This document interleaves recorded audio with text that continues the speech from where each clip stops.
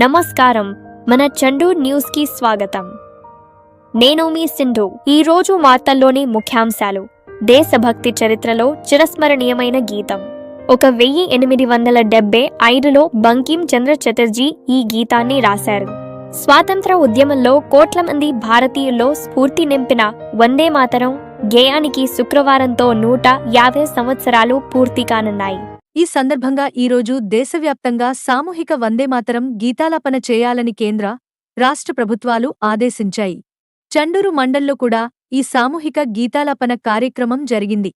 Chandur municipal ఆఫీసులో commissioner మల్లేశంగారి ఆధ్వర్యంలో సామూహిక వందేమాతరం గీతాలాపన కార్యక్రమం జరిగింది.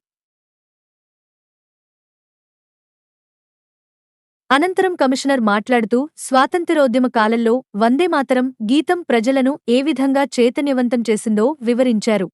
ఈ కార్యక్రమంలో మున్సిపల్ సిబ్బంది కూడా పాల్గొన్నారు.